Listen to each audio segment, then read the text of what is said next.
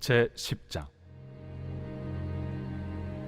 율법은 장차 올 좋은 일의 그림자일 뿐이요 참 형상이 아니므로 해마다 늘 드리는 같은 제사로는 나아오는 자들을 언제나 온전하게 할 수 없느니라.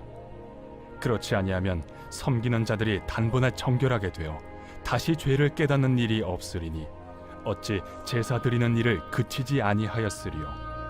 그러나 이 제사들에는 해마다 죄를 기억하게 하는 것이 있나니 이는 황소와 염소의 피가 능히 죄를 없이 하지 못함이라. 그러므로 주께서 세상에 임하실 때에 이르시되 하나님이 제사와 예물을 원하지 아니하시고 오직 나를 위하여 한 몸을 예비하셨도다. 번제와 속죄제는 기뻐하지 아니하시나니 이에 내가 말하기를 하나님이여 보시옵소서. 두루마리 책에 나를 가리켜 기록된 것과 같이 하나님의 뜻을 행하러 왔나이다 하셨느니라. 위에 말씀하시기를 주께서는 제사와 예물과 번제와 속죄제는 원하지도 아니하고 기뻐하지도 아니하신다 하셨고 이는 다 율법을 따라 드리는 것이라. 그 후에 말씀하시기를 보시옵소서 내가 하나님의 뜻을 행하러 왔나이다 하셨으니 그 첫째 것을 폐하심은 둘째 것을 세우려 하심이라. 이 뜻을 따라 예수 그리스도의 몸을 단번에 들이심으로 말미암아 우리가 거룩함을 얻었노라.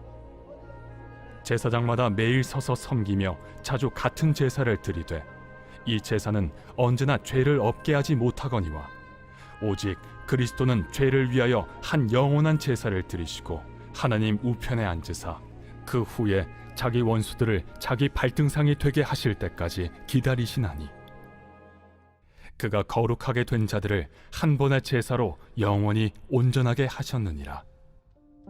또한 성령이 우리에게 증언하시되 주께서 이르시되 그날 후로는 그들과 맺을 언약이 이것이라 하시고 내 법을 그들의 마음에 두고 그들의 생각에 기록하리라 하신 후에 또 그들의 죄와 그들의 불법을 내가 다시 기억하지 아니하리라 하셨으니 이것들을 사하셨은즉 다시 죄를 위하여 제사 드릴 것이 없느니라.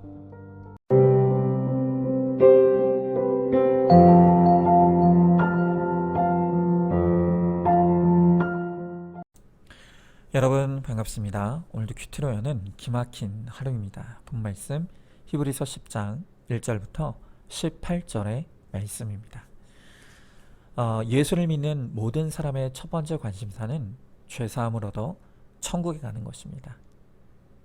자, 그런데 이 일이 이미 우리 가운데 성취되었습니다. 우리가 예수님을 나의 구원자와 주인으로 영접할 때 하나님께서 우리의 죄를 사해 주시고 우리를 하나님의 자녀 그리고 천국 백성으로 삼아 주셨습니다. 자, 그렇다고 한다면 이미 우리의 신앙의 목적이 달성됐다고 할 수 있죠. 자, 그런데 왜 하나님은 목적이 달성된 우리를 여전히 이 세상에 남겨두시는지 그것이 이해가 되지 않죠. 이 땅은 신자가 믿음으로 살아가기에는 너무 힘든 곳입니다. 죄가 가득하고요. 괴로움과 눈물과 탄식이 있습니다. 그런데 왜 하나님은 구원받은 우리를 여전히 괴로운 이 세상에 남겨두시는가 하는 것입니다. 그러나 여기에는 우리를 하나님의 자녀 주신 또 다른 목적이 있기 때문입니다. 그것이 바로 우리의 거룩이고 또 영혼 구원의 사명입니다. 주님은 이 세상에서 우리가 하나님의 자녀로서 거룩함을 세상에 드러내고 그래서 여전히 죄 가운데 있는 한 영혼을 구원해 내라고 명령하십니다. 자, 그렇다면 우리가 이 땅에서 거룩함을 이루고 사명을 감당하기 위해서 어떻게 해야 되겠습니까? 자, 먼저 첫 번째로 나의 한계를 인정해야 합니다. 자, 오늘 1절의 말씀에 보니까 율법은 장차 올 좋은 일의 그림자일 뿐이요 참 형상이 아니므로 해마다 늘 드리는 같은 제사로는 나오는 자들을 언제나 온전하게 할 수 없느니라 그랬습니다. 자, 오늘 성경은 율법이 그림자라고 말합니다. 여러분, 저는 이 그림자라는 표현이 너무나 기가 막힌 비유라고 생각합니다. 여러분, 이 그림자라는 것은 모양은 있지만 실체는 아닙니다. 그래서 그림자로서는 무엇을 잡을 수도 없고 또 잡히지도 않습니다.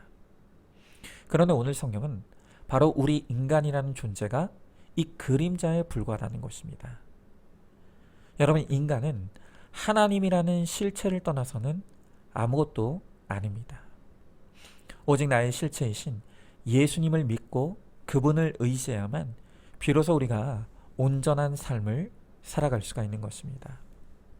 그런데 하나님 없이, 그리고 하나님을 떠나 그림자에 불과한 내 힘으로, 내 노력으로, 내 열심으로 살아가려고 하기에 우리 인생은 무언가를 열심히 잡으려고 하지만 잡을 수도 없고 잡히지도 않는 인생을 살아가는 것입니다. 저는 베드로의 고백을 참 좋아합니다.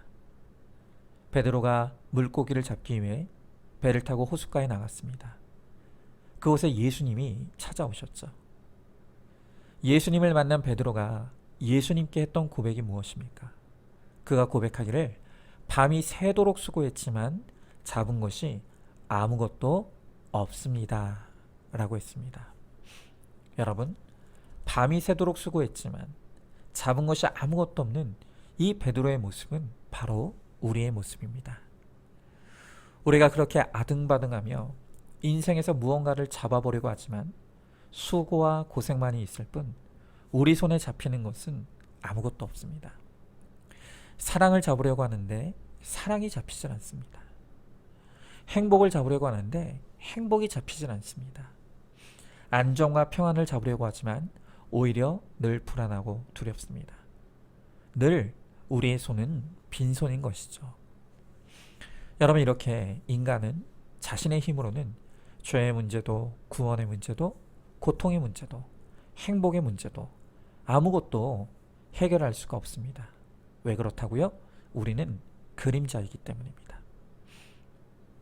자, 그러나 우리가 그림자에 불과할 뿐이라는 것을 깨닫고 나의 실체이신 예수님을 바라볼 때, 또 예수님을 의지할 때 비로소 우리의 삶에 변화가 일어납니다. 우리가 나의 실체이신 예수님이 나를 위하여 일해주시고 역사해 주시는 것입니다. 바로 그때 비로소 내가 내 힘으로는 아무리 잡으려고 해도 잡히지 않고 또 잡을 수 없었던 것들이 주님의 은혜로 말미암아 되어지는 역사가 일어날 수 있게 되는 것입니다. 여러분, 그러므로 그림자인 나는 아무것도 할 수 없다는 것을 깨닫고 우리의 실체이신 예수님께로 돌아가 예수님의 은혜를 구함으로 예수님이 나를 위하여 일해 주시는 그 은혜를 누리시는 우리 모두가 될 수 있기를 간절히 소망합니다. 자, 한번 질문해 봅니다. 내가 잡으려고 하지만 잡지 못하고 있는 것이 무엇입니까? 하나님의 은혜 없이 내가 할 수 있는 것이 아무것도 없다는 것을 인정하십니까? 자, 두 번째로 우리의 열심이 아닌 믿음으로 살아가야 합니다. 자, 오늘 9절의 말씀에 보니까 그 후에 말씀하시기를 보시옵소서 내가 하나님의 뜻을 행하러 왔나이다 하셨으니 그 첫째 것을 패하시면 둘째 것을 세우려 하심이라 그랬습니다. 자, 방금 읽은 말씀을 보니까 예수님께서 우리에게 오셔서 하시는 그 일이 무엇인가 하면 첫째 것을 패하시고 둘째 것을 세우는 것이다 라고 하십니다. 여러분, 예수님이 우리 가운데 오셔서 패하시는 그 첫째 것이 무엇입니까? 그게 바로 율법입니다. 율법은 우리의 열심이고 우리의 계획이고 우리의 수단과 방법입니다. 그러니까 예수님은 내가 믿고 의지하고 자랑하는 그 모든 나의 열심을 패하시는 사건으로 찾아오신다는 것입니다. 왜 그렇습니까? 내 열심이 무너져 내 힘의 한계를 깨닫고 또 내 힘으로는 안 된다는 것을 깨달아야만 비로소 우리에게 둘째 것, 즉 십자가의 은혜와 구원이 이루어지기 때문입니다. 여러분, 이 구원이 이루어지기 위해서 그냥 적당히 무너지는 것으로는 안 됩니다. 완전히 무너지고 패해져야만 한다는 것입니다. 내가 그토록 믿고 의지했던 남편이 외도로 패해지고 내가 그렇게 사랑했던 자녀가 가출과 탈선으로 패해지고 내가 자랑했던 건강이 질병으로 패해지고 잘 나가던 사업이 부도로 패해지는 이 모든 사건은 바로 주님이 나에게 찾아오시는 구원의 사건이라는 것입니다. 여러분, 내 열심은 하나님을 온전히 믿고 의지하는데 얼마나 큰 방해물이 되는지 모릅니다. 우리가 하나님의 자녀가 되었는데도 내 몸에 힘이 빠져나가지 못하면 우리는 결코 하나님을 의지할 수가 없습니다. 그러면 하나님은 우리의 몸에 힘이 빠질 때까지 지켜보실 수밖에 없습니다. 도와주실 수가 없는 것입니다. 여러분, 이번에 우리 이성남 권사님의 기억상실 사건이 바로 그것입니다. 우리 권사님은 하나님을 믿으면서도 한평생 내 열심을 우상 삼고 그 열심 중독에 빠져 살아왔습니다. 그 열심으로 돈도 잡고 집안도 잡고 또 사람들의 인정과 칭찬도 잡으려고 아둥바둥 살아오셨습니다. 그러나 그런 병든 열심은 점점 권사님의 몸을 상하게 만들었고 또 하나님이 취하셔야 할 영광도 교묘하게 도둑질하는 죄를 범할 뿐이었습니다. 이렇게 더 이상 병든 열심으로 살다가는 몸도 마음도 영혼도 다 무너질 수밖에 없다는 것을 아시는 하나님께서 우리 권사님 너무 사랑하셔서 그 권사님의 열심히 패하시는 이 기억상실 사건으로 찾아오신 것입니다. 여러분, 이 이야기의 구체적인 스토리가 궁금하신 분들은 이번 주 수요 기도회 설교를 꼭 들어보시기 바랍니다. 여러분, 그렇습니다. 나의 율법의 열심과 방법은 결코 아무것도 이룰 수가 없습니다. 오직 예수 그리스도를 믿는 믿음과 그의 은혜만이 모든 것의 시작이고 끝입니다. 그래서 우리에게 더 좋은 믿음을 세우시려고 나의 열심을 패하시는 고난의 사건은 반드시 와야만 하는 것입니다. 여러분, 육이 무너져야 영이 세워지는 것이 절대불변의 법칙입니다. 그러니 고난이 축복이 맞는 것입니다. 자, 한번 질문해 봅니다. 하나님께서 나를 온전한 믿음의 사람으로 세우시기 위해서 패하신 것이 무엇입니까? 그 패하여지는 고난의 사건이 내 영을 세우는 축복의 사건임을 믿으십니까? 고난이 축복임을 믿음으로 고백하시기 바랍니다. 자, 마지막 세 번째로 영혼 구원이 사명이 되는 삶으로 나아가야 합니다. 자, 오늘 본문의 15절부터 18절의 말씀을 보니까 또한 성령이 우리에게 증언하시되 주께서 이르시되 그날 후로는 그들과 맺을 언약이 이것이라 하시고 내 법을 그들의 마음에 두고 그들의 생각에 기록하리라 하신 후에 또 그들의 죄와 그들의 불법을 내가 다시 기억하지 아니하리라 하셨으니 이것들을 사하셨은즉 다시 죄를 위하여 제사 드릴 것이 없느니라 그랬습니다. 자, 방금 읽은 말씀을 보니까 이제 우리는 하나님의 사랑과 예수님의 은혜로 다시는 죄를 기억하지 않으시는 완전한 죄사함을 받고 거룩한 하나님의 자녀가 되었다고 합니다. 자, 우리가 이렇게 놀라운 은혜를 받아 하나님의 자녀가 되었다면 이제 자녀된 우리가 마땅히 해야 될 것이 무엇이겠습니까? 그것은 바로 우리를 자녀 삼아주신 하나님 아버지를 기쁘시게 하는 것입니다. 여러분, 그렇다면 우리가 어떻게 해야 우리 하나님 아버지를 기쁘시게 할 수 있겠습니까? 그것은 우리가 잃어버린 또 다른 자녀를 주님께 데리고 올 때 그때 하나님은 너무너무 기뻐하십니다. 자, 누가복음에 보면 탕자의 비유가 나옵니다. 우리가 이 탕자의 비유를 보면 아버지를 떠나 집을 나간 둘째 아들만이 탕자가 아니라고 했습니다. 집안에 있었던 첫째 아들도 하나님의 마음을 아프게 하는 탕자였다고 했습니다. 여러분, 그러면 이 첫째 아들은 어떻게 아버지의 마음을 아프게 했습니까? 이 첫째 아들은 집 나간 동생 찾아온 일에 무관심하여서 아버지의 마음을 아프게 했다고 했습니다. 여러분, 우리를 향한 하나님의 뜻은요, 우리가 열심히 봉사하는 것이 첫 번째가 아닙니다. 우리가 열심히 구제하는 것도 첫 번째가 아닙니다. 여러분, 그것들이 중요하지 않은 것은 아닙니다. 하지만 하나님 아버지께서 간절히 원하시는, 오늘도 우리에게 간절히 원하시는 첫 번째 뜻은 바로 집 나간 둘째 아들 찾아오는 것입니다.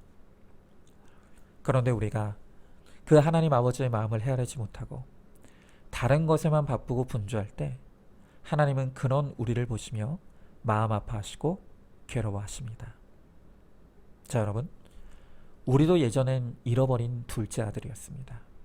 그런데 누군가의 수고와 열심 덕에 우리가 다 아버지의 집으로 돌아오지 않았습니까? 그렇다면 이제는 우리가 또 다른 집 나간 자녀들을 찾아와야죠. 여러분, 둘째 아들은 멀리 있지 않습니다. 바로 지금 우리 가정에 둘째 아들이 있습니다. 내 부모 형제들 중에 내 친구와 이웃들 가운데도 둘째 아들이 있습니다. 또한 교회 안에 지금도 예배와 목장을 떠나 있는 둘째 아들들이 있습니다. 자, 이제 올해가 한 달 남짓밖에 남지 않았습니다. 이 남은 한 해 우리가 무엇을 해야 아름다운 마무리가 될까? 많은 사람들이 그것을 고민하지만 우리에게 그 답은 어렵지 않습니까? 이 남은 한 해 마지막을 가장 아름답게 보내는 비결은 바로 둘째 아들 찾는 일에 헌신하는 것입니다. 우리가 집안의 탕자가 되어서 하나님 아버지를 슬프게 하는 것이 아니라 우리 하나님 아버지의 뜻을 깨닫고 우리가 집 나간 둘째 아들을 다시 데리고 오는 일에 힘쓰고 헌신하여서 우리가 하나님을 기쁘시는 일에 헌신하는 우리 모두가 될 수 있기를 주님의 이름으로 축복합니다. 자, 한번 질문해 봅니다. 지금 나의 첫 번째 관심사는 무엇입니까? 내가 구원에는 관심이 없는 집 안의 탕자는 아니겠습니까? 내가 구원의 자리로 이끌어야 될 둘째 아들이 누군지 생각해보고 그들을 다시 집으로 데려오기 위해 내가 해야 될 일이 무엇인지를 잘 생각하여 구체적으로 실천하시기 바랍니다. 자, 오늘도 12월 2일 보석 상자입니다. 100배, 60배, 30배의 결실을 맺는 좋은 땅은 높은 곳이 아니라 낮고 낮은 땅입니다. 어디에서도 받아줄 곳이 없는 사람들이 깃드는 곳, 그들을 품는 사람이 결실을 맺는 좋은 땅입니다. 아멘. 우리 함께 기도하겠습니다. 주님,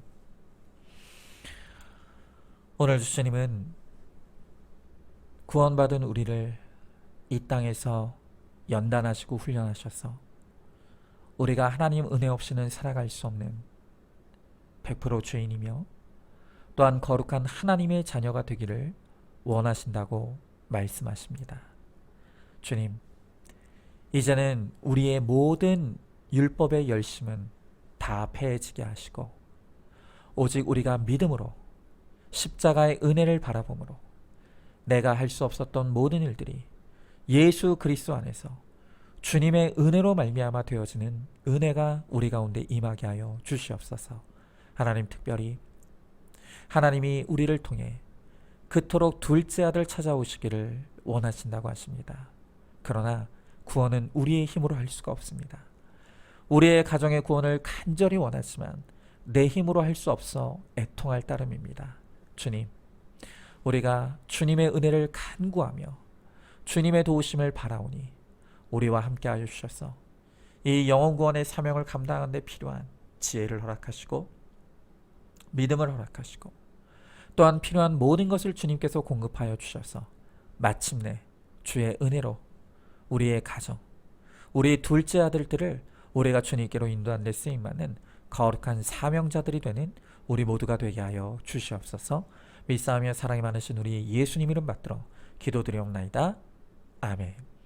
오늘도 큐티로 기막힌 하루를 살아내는 하늘가족 공동체 우리 모든 성도님 되시기를 주님의 이름으로 축복합니다.